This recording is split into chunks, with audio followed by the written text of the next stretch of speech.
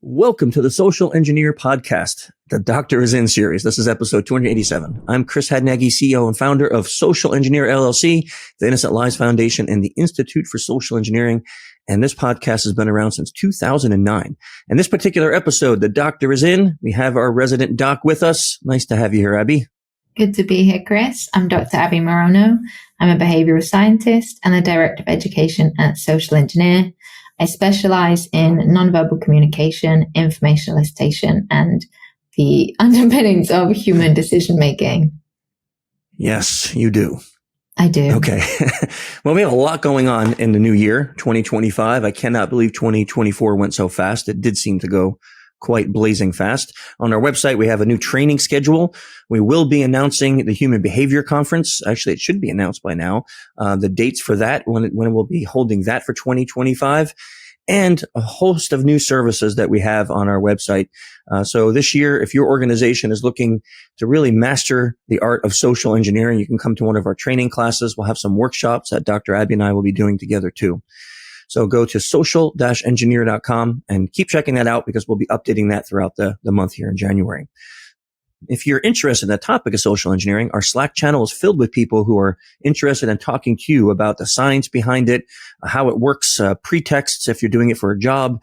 It's a family-friendly and legal place to discuss social engineering. So if that sounds like you, the link for the Slack channel is in the show notes.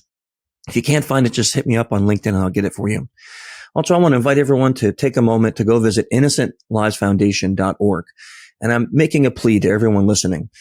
We have quite a few people listen to this. If everyone listening goes and just donates a couple dollars, that can help us out. The crew over there, we are up to over 540 cases. What we do is we help law enforcement across the globe geolocate people who traffic children and create child abuse material. And like I said, 548 plus cases now, and we need help to keep going. So if you are interested in supporting our mission, then please go over to innocentlivesfoundation.org and give us a donation. Also, if you want to check out the best rock and roll band on earth, it is Clutch. So go to clutchmerch.com and give them some love because they give us the music here for the podcast. And as always, if you have any comments, leave them in the YouTube area for comments, or give us a thumbs up, a heart, a like on the platform you're listening to this on, and keep your ideas coming in because your ideas help us with the themes, especially for these episodes. Talking of which, Dr. Abbie, what is our theme for this month's episode? Our theme today, given that it's early in the new year, I thought we would start with one that many of us can relate to, which is procrastination. Ah, yes. This is probably a good time to discuss this. So let's start with the basics, as we always do. Let's define it so that way we don't have the wrong idea of what we're talking about today. Yep. So procrastination is the act of delaying or postponing tasks or decisions despite knowing that this delay can lead to negative consequences. So this can be, we mostly think about work, but it can be personal responsibilities, life goals, really anything.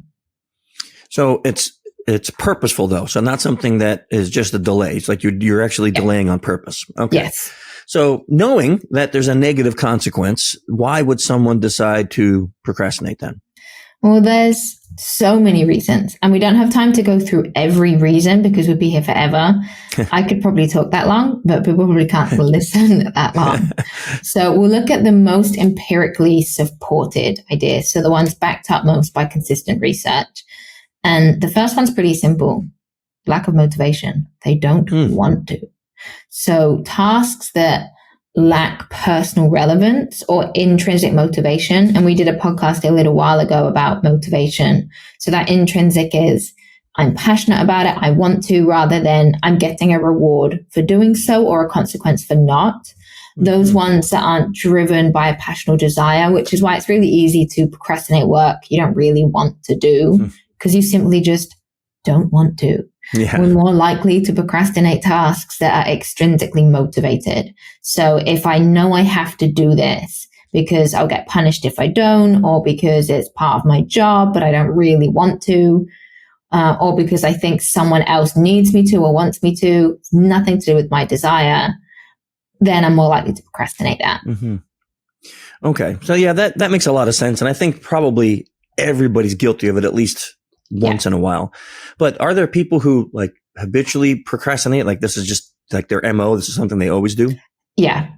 Yeah. And that's a lot to do with personality. People who are very just disorganized in general are big procrastinators. People who don't have very good emotional regulation. And we'll talk about that a little bit later about how to be better. But people that can't regulate their own emotions, they find it really difficult to focus on certain things because there's so many things happening all at once and they're very erratic and they can be very impulsive. So it can be hard to stay stable on one thing. And say I'm doing a task and I'm bored or frustrated. If I don't really know how to regulate my emotions, then I'm going to move on to the next thing. I'm not going to really sit with that emotion and no, this will pass if something's annoying me. Same with, if there's an email that I need to reply to or a job I need to do, but I know that it's going to make me angry or spike some emotion. If I'm not very good at regulating myself, I might avoid doing so. Whereas if I have more faith in my abilities to be more emotionally calm and aware, I'm going to approach that task. So let me ask this, and I don't know if this is even appropriate to ask. So if not, we'll cut it out. But so let me ask this question. So people with ADHD, because you talked about yes. like the lack of focus. So people with ADHD, do they tend to be procrastinators because of that? Yes, and that's very different. I haven't talked about ADHD here because I wouldn't necessarily call them procrastinators because procrastination is that I'm purposefully not doing, knowing that there's negative consequences. Although someone with ADHD will know if I don't do this, there's negative consequences. For them, their attention is very difficult to set on one thing because for us to complete something, and that's a really great point and a really great question because people with ADHD are the ultimate procrastinators because they flip from one thing and then the next thing. But I wouldn't say that it's necessarily in their control in the same way as it would be for someone that doesn't have ADHD, because I could put my attention to something. If I want to do this, I could put my attention to it, but I'm choosing not to. Someone with ADHD, to put their attention to it, their brain is saying, do these other a million things instead. So it's much, much harder. Yeah. Okay. So let's say you're not dealing with ADHD, but you realize you're a procrastinator. What are some steps we can give to listeners to maybe help get past that or improve their habits of procrastinating? Well, there's a few other reasons we should probably go into first, and then dive into how, just because a lot of people are probably thinking, well, I really want to do this thing. I'm really motivated, but why can't I still get myself to do it? Like starting a workout program or something like that. Yes. And that's a really great one. So some things we tend to do is we set the goal way too high. So we don't have very good goals. And that's why setting clear goals is a really good strategy to avoid procrastinating. But one I think is really interesting is the fear of failure. We often procrastinate because we don't think that we might succeed at the end. And if we're scared that we won't, often it's almost like a self-sabotage as well. Well, if I don't apply, I can't be rejected. So that's kind of ticking off in our head and we kind of wait back, and maybe I will, maybe I won't. But fear of failure also interlocks with perfectionist tendencies because fear of failure is a significant driver of procrastination. And someone with a perfectionist tendency or someone who is a perfectionist, they want everything to be perfect. So they have a very strict goal of this is the standard it needs to meet to be done. They have very high unrealistic standards. So if I don't meet that standard, I'm failing. So if you are a big perfectionist, often you're so scared of failing because that goal is so high. So it can lead you to procrastinate. And it gives us a full sense of control also. So by procrastinating, I'm choosing to fail. That's why I said it kind of overlaps with self-sabotage, because I can attribute that failure to a lack of effort and a lack of trying rather than a failing. And if you couple that with someone who is a perfectionist, I don't want to fail. So maybe I just won't try. You know, what's interesting, I was reflecting on that, the small steps one. Before my current health journey, which actually worked, I must have started and stopped a health journey, I don't know, 24 times or more. Yeah. And exactly what you said is what I did. I set the goal where I in 3 months, in 12 weeks, I'm going to be skinny. Right. And I set that goal way too high. And then when I actually started and was committed, my trainer was like, okay, look, we're not even going to start working out yet. I want you to walk, just walk. And he would say every couple hours, I want you to get up. I want you to go outside. I want you to walk. And that ended up becoming 10,000 steps a day, which once I had that and I really enjoyed it, now he's like, okay, now I'm going to give you like 2 30-minute programs a week. And once I nailed those down, then I wanted 3. And then once 30 minutes was too short, I'm like, give me an hour, and that's how it became habit. So, and 3 years later, this is where I'm at, right? But when I set that goal of, I got to walk, I got to lift, I got to eat right, I got to do all this, I was destined to fail. So that's a really interesting one. Yeah. And we set these goals because we have motivation in the moment. Mm-hmm. But again, it's emotional regulation. You're not always going to feel that way. Yeah. You might have motivation sometimes, and other times you might be tired or feel this. So we need something that we can maintain and is sustainable. And I say this all the time because I hear people talk about their fitness goals and they go, no, I haven't been to the gym before, but I'm going to go 5 times a week and I'm going to do an hour every day. And I say, don't do that. Go 3 times a week and go for 45 minutes. Yeah. Because then if you do over, you feel a sense of reward. But if you do under, you feel a sense of failing. Yeah. And a sense of failing and a lacking, that demotivates us. But feeling, well, I did over, that motivates you even more. So when you set that goal, and it's the same with eating healthy, you don't have to have every single meal as one because then you feel like you failed yourself. Start with the small steps and then gradually increase them. Same with weight loss, same with getting fit. If you're trying to increase the weights you're doing, how long you're running for, you don't just suddenly do it once because then you might get, towards the end of your time, you've not reached it. So you're so demotivated. Yeah. And when it comes to setting goals, we call them SMART goals. So specific, measurable, achievable, relevant, and time bound. So being aware of those things. So do I actually have enough time to do this? Is it relevant to something that I really want, my life? And when we have these SMART goals and we really think through the goal, because I might say, okay, well, I want to lose this much weight or put on this much muscle in this amount of time, or be doing 20 speeches every month. And I don't think about, well, is this realistic? Yeah. Is it actually measurable? Yeah. Is it relevant to what I'm doing? Is the thing that is my goal relevant to my expertise? Because if it's not, how am I going to achieve it? Do I have enough time to? Right. And is it specific enough? So if I say, well, I just want to be a speaker, and it's like, okay, well, that's a really hard goal to motivate yourself towards. Right. Because it's just not specific enough. So being realistic is, I would say, the most important, because unrealistic goals are the worst killer of motivation. And I find too that I think it's really important to be okay with temporary failure, right? Yeah. Like my trainer's really big on, like, some days you wake up and you just, you slept like garbage. Maybe your throat's hurting a little bit and you're like, I still got to go to the gym. And I did that a few times, and then it's just a garbage workout, you know, and she's like, well, then just take the day off and do it tomorrow. Or, like, you don't have to, like, it's because Wednesday was my day doesn't mean I have to, like, maybe that Wednesday stunk, do it Thursday, and it's okay. That's not a massive failure. Or, when I was traveling this month so much, there was a couple times I missed a workout, and he's like, well, you were on a plane. What were you going to do? There's no gym on the plane. So he started doing little things like, can you at least commit to 30 push-ups every morning the moment you wake up? And that became a new habit now. So even if I miss a workout because of travel or something, I got at least some activity in now every morning, 7 days a week. There's no taking off on the weekends. That is a new habit. So I think too, like, just being okay with, and I'm not saying like fail constantly, but be like, don't look at a setback as I've failed. Now I got to give up. A setback is just that. It's a tiny setback and move forward.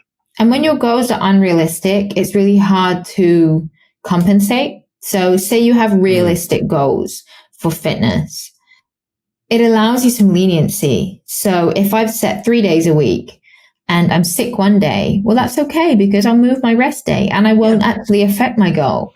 But say I'm doing 6 days a week. Well, now it will because it's unrealistic.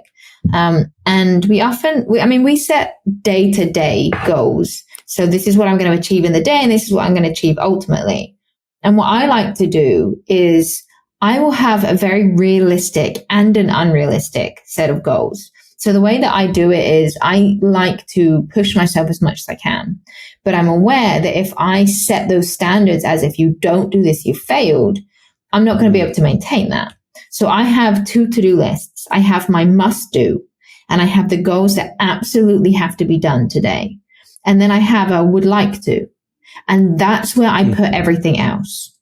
Because all that little things, like sometimes if I'm having a really bad week and I need sense of achievement, I'll put things like do the washing up on my would like to, those kinds of things. So I feel that sense of achievement and separating both of those allows, if you don't get everything when you would like to, you're like, yeah, but look, I've completed my whole must do. So it doesn't demotivate you. Yeah, I think that's a really valid point. And I'm not like you in the sense where I have an actual physical list. My lists are more mental. I keep them in my head. I don't always put everything down in writing, but moving those things around, I think is still important, because there are some things like in my life that are unmovable. Like I got to go to work and I really make my workouts on that unmovable list. But like you said, I have 3 days a week. So there's been times where I literally got sick and I had to do 2 workouts on the weekend. Well, I should never work out on the weekend, but I had to because that's my goal. Right. Yeah. So that flexibility and realism, I think that's the biggest one that I think in the past with my health, that my goals were unrealistic. In 3 months, I'm going to lose all the weight that took me 20 years to put on, right? I was going to lose it all in 3 months. And when I didn't achieve it, I was so darn disappointed. It was unbelievable. And motivation peaks at the beginning and the end. With almost every goal, the motivation peak, beginning, end, always. So we tend to have that middle ground where that's the place where we give up because that's where it requires consistent effort. We have the motivation at the beginning because we're all fueled up. And at the end, we're so close, we have that drive. Yeah. So one way we can limit that middle ground where we're most likely to procrastinate is to break up our goals into smaller steps because that way there's more beginning and end than there is middle ground. So not only that, but it makes it more manageable too. So when we have these goals, like sometimes I am not like you, Chris, in that everything is in my head. Everything is on paper. It is color coded. It is in the right kind of drawer in the right space. Exactly. All of my thoughts are somewhere organized and color coded. And that's just how I function. So I need things. I do not. I have to be that way. Otherwise, I get overwhelmed if I don't know exactly step by step for everything. So that's just how I've always worked. And I like to do my 1 year, 3 year, 5 year, 10 year plans. And I like to revisit them. You're not surprised at all. No, I like to revisit them as regularly as I can. Yeah. And what can happen when you have these big goals is it can be really emotionally overwhelming. So sometimes I look at my 5 year plan and I feel paralyzed by I'm never going to achieve this because I really, really want this thing and I want it so bad. Like we have goals of federal agencies we want to work with and workshops and things we want to do. And sometimes I look at things and it's so overwhelming and that can create that emotional barrier. So when you break that down and go, okay, so let me move this into smaller manageable steps. Instead of it being so high, you see it almost like a staircase now. Okay, well, I just need to do this. And then I just need to do this. And I remember when I started my PhD, it was in the first week, I had a meeting with my supervisors and I went in and I called my dad beforehand and I'm like, I can't wait for this meeting to get everything started. This is so exciting. I called him after and I cried and said, I want to quit. I said, I don't know why I'm even doing a PhD. I'm too young. I don't have a master's degree. I don't know why I'm doing this. I have no experience. And it was because they told me everything that needed to be achieved in order to get my doctorate. Uh-huh. And they told me that, and I was looking at all of this and I'm like, 3 years, no way, absolutely no way. And my dad said, you will do it because you're not doing it all at once. Yeah. You have a goal and you have this end goal, but not everything has to be tackled in its entirety. Yeah. You break it down as step by step, just like you've done everything. And then I'm like, oh, you're right. I was just really overwhelmed. But that's what we do. When we have a big goal and we don't break it down, it creates emotional overwhelm.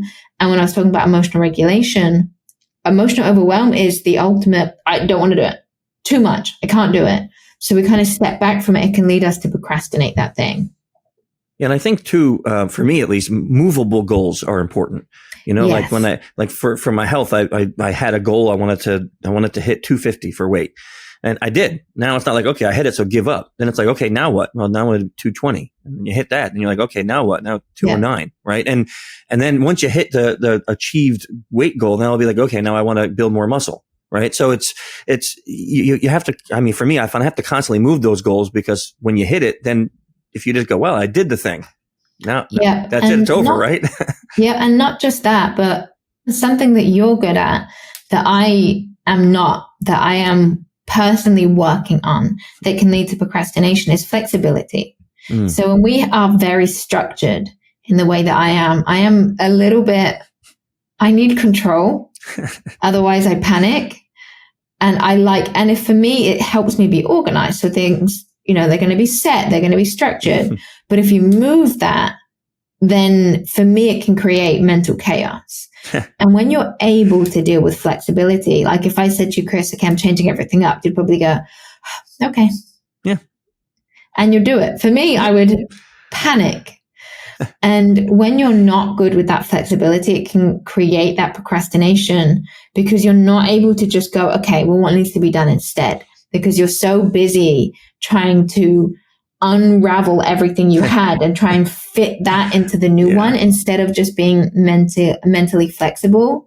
So, and it comes with, you know, the same psychological process really of being spontaneous and being flexible and being okay when things aren't always in a complete set order and you don't have complete control. So an over need for control can really affect procrastination. Because if you lose control, you're so focused on trying to maintain it rather than just going with the flow. You know, it's interesting thinking about like DISC communication profiling tool that we use. C's, the ones who are very much like you, like organized, color coded lists everywhere.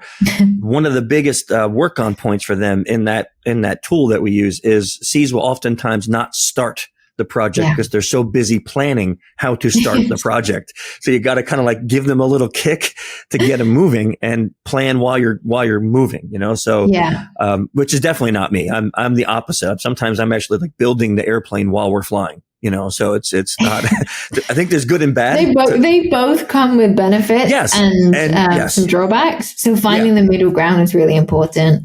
But what's important for both is, and no one's going to be surprised I say this, is dig a little bit deeper. What is the emotion underlying it?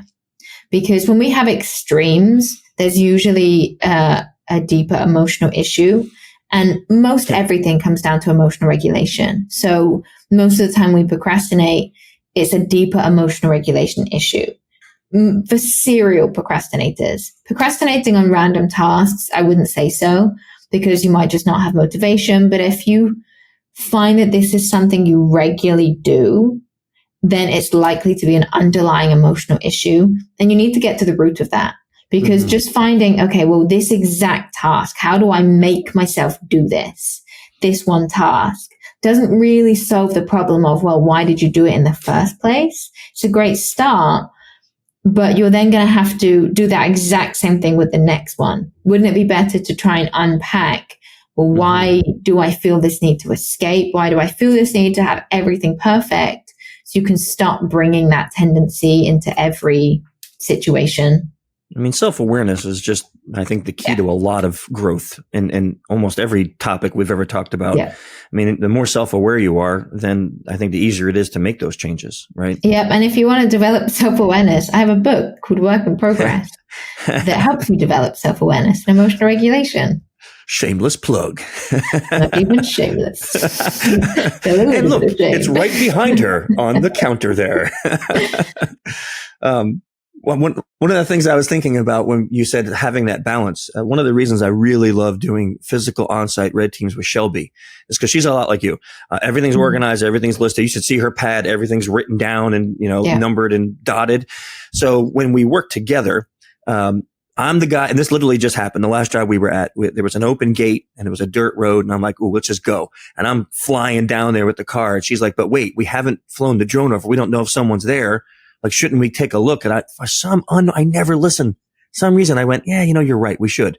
I back up, pull out. And the minute we pulled out, a truck came up the road that we were just driving down. We would have been caught before we even started the job. Yeah. So my impulsive, like, let's just jump in head first, and her, hey, let's back up a little, balanced. Yeah. And we were able to go do the thing right and succeed in the job. So I don't know how to suggest finding that balance within yourself, but it's nice to have a team of people that are that's very a different. Really good point. And one of the strategies really to recommend, it's not always easy to move yourself out of a habit. So having people that you say, well, I'd like to be like that, talk to them, ask them, before you do this, how do you prep? What kind of things go through your mind? How do you motivate yourself to do this? What kind of steps do you take? What kind of steps don't you take? What do you avoid? And just having that conversation and seeing how someone else thinks about it can be really helpful. For example, I used to memorize every single line of every single piece of training because I had to know everything word for word. Otherwise, I would feel like the audience will know. Yeah. And I remember when we did our last couple of workshops, and we had the Hubie speech. And for me to do a keynote and not memorize it was a big thing. Yeah, but I said to you, what I need to be able to do is know my material, but be able to be flexible with my material. Yeah. So I said, I'm going to trial this. And I'm not going to memorize it and learn it in the way that I normally do. I'm going to be more flexible.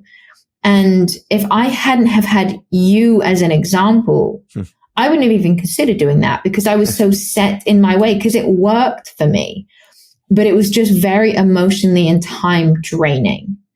And I realized if I do this for every single piece of training that I have, it's going to be unsustainable and I'm going to be exhausted.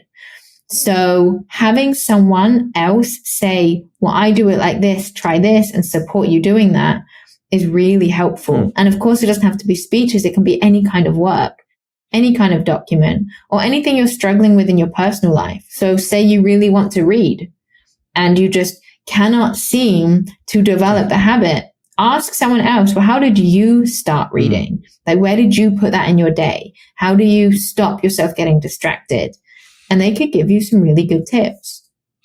You know what else I find really helps for me? And again, I keep going back to the health journey is having someone I'm accountable to. Yes. Like I had somebody ask, like, my trainer is in Ireland, right? And people say, but how does that work for you? Like, he's not in the gym with you. And I'm like, so he sends me videos of the new exercise routines, but I have to check in at a certain time every week. And I have to send him, pictures, progress pictures. And I have to use the app that allows him to check if I finished a workout or not. That accountability makes me go, well, how am I going to know if I didn't do it? So I gotta do it, right? And to have to check in with him. I don't want there to be no progress ever. So I have to put some effort in. And that accountability for me is a huge part of keeping my motivation on goals. Yeah. Accountability is one of the factors that's been shown to be most significantly related to, defending against procrastination. Having either yourself say, okay, well, at these times I have to do this. Or having someone else. And they call it accountability partners. That's why these Weight Watchers groups work, because they drive me crazy because it's such an unhealthy way to lose weight. The food that you eat is extremely bad for you. This idea of sins is extremely psychologically damaging. It's not healthy, nutritious food, and they provide no education because they don't want you to be educated, because then you would stop eating the food and stop giving the money to the clubs.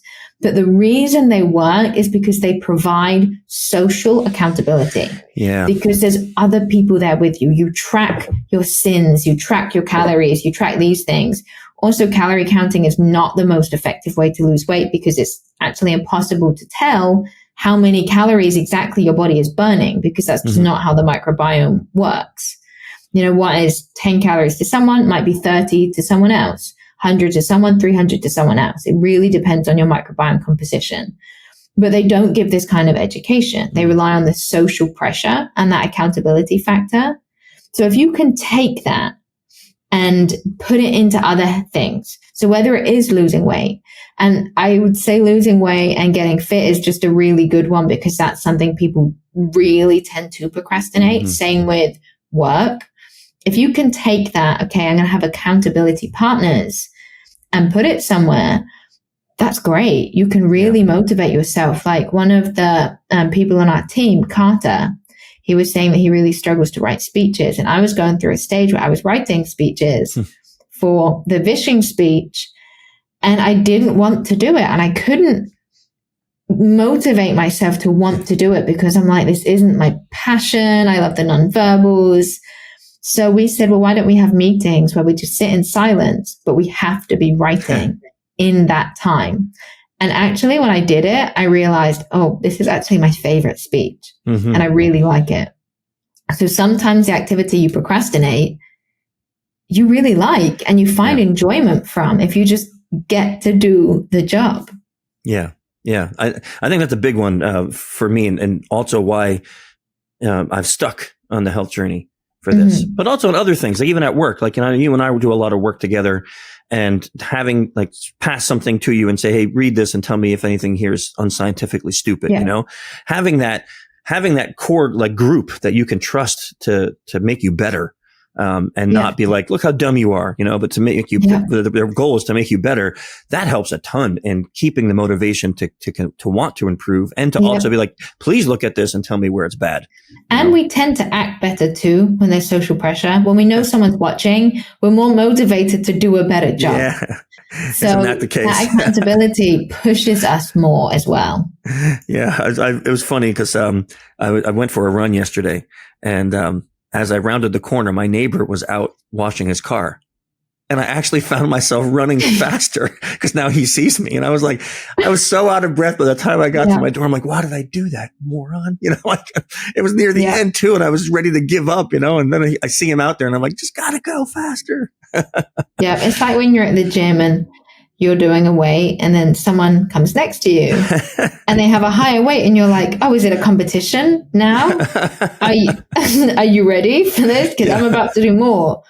We want to prove ourselves, even if we're not doing it on purpose. Just having that social pressure, we feel it and we want to do a better job.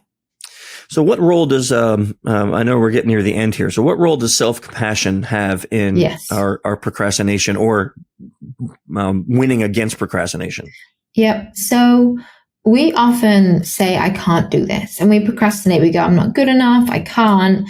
And that really stems from that fear of failure as well. I'm not good enough. Sometimes you go to the gym, we're like, oh, I don't want to do this, instead of I deserve to do this. And when we have negative self-talk, not only do we feel demotivated because we're speaking to ourselves in a negative way, so it reinforces that thought, but it actually increases cortisol. So when we say, I can't do it, we increase cortisol, and cortisol reduces critical thinking. It blocks critical thinking. It also can lead to muscle tightness. So say you do that before you go to the gym. Well, I'm going to perform worse. If you do it before you do, a work project, I'm going to perform worse because I have higher cortisol, and it's demotivating. When you swap out that negative self-talk and have positive self-talk, you activate serotonin.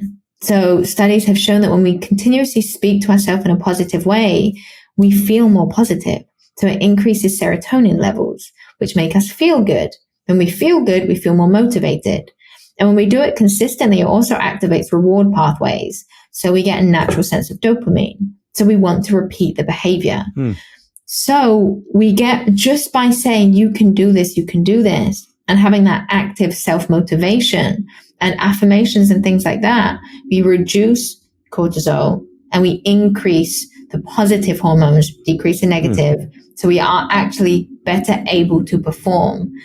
But that self-compassion of, okay, well, I didn't do a good job, the next time I will, is really important to stay on track because we're all human.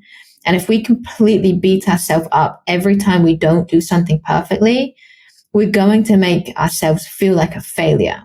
And when we feel like a failure versus I failed, we get this sense of it's something in me that isn't good enough. So again, it demotivates us to what's the point in trying when I'm a failure instead of I failed, but I'm still good enough and I can do it next time. Is it when you were saying this, I started thinking about something Helmy, my trainer, just did this last week, which I found fascinating. He said, my last exercise on leg day is leg press. And he said, I want you to replace your first set with as much weight as you think you can handle and only 6 reps. So I had 685 pounds that I can fit on the machine. And I'm like, I don't even know if I can do this. Right. And I didn't say I can't do it. I said, I don't know if I can do it. So I'm like, I'll take some off if I can't. I got 7 reps out of that. Right. And I was shocked myself. And then my next 2 sets were with the normal weight that I do. I got 2 more reps per set, which I thought it'd be dead because of that. And I'm sitting here while you're saying that, I'm thinking, okay, not only did that motivate the heck out of me because I'm like, I can't believe I did that much weight for 6 reps. But then my next exercises, I did literally more than I ever did before in months previous. So it had like a really great effect, a really great motivational and it's effect. Because we set limitations on ourselves. My trainer always says to me, when he ups the weight by much more than makes me feel comfortable, and I go, I can't do that. Or why would you up it by that much? He goes, it's all mental. He goes, you can. You're strong enough. You just are blocking yourself. You don't think you can. And we do that, whether it's working out or whether it's with projects or anything else, or even relationships. You don't go for this thing. I've been meaning to tell you this thing, meaning to have this conversation. If you don't think that you can do it effectively, often we don't, when we can. We have the courage, we have the strength, we have the skill, the ability. We just don't believe in ourselves enough. And that's where that self-compassion comes in of, I can do it. So let's just do it. I love it. This is a great episode. I think it's going to help a lot of people. I think all of us procrastinate at sometimes, but I think this will be a really good one. What is our topic for next month? Next month, we'll be doing the bystander effect. Oh, interesting. Okay. This will be a really good one too. So go check it out. We'll put all the references there. And as always, keep your comments and your thumbs up and your likes coming in. Thank you for joining us. Don't procrastinate this month, but stay safe. See ya.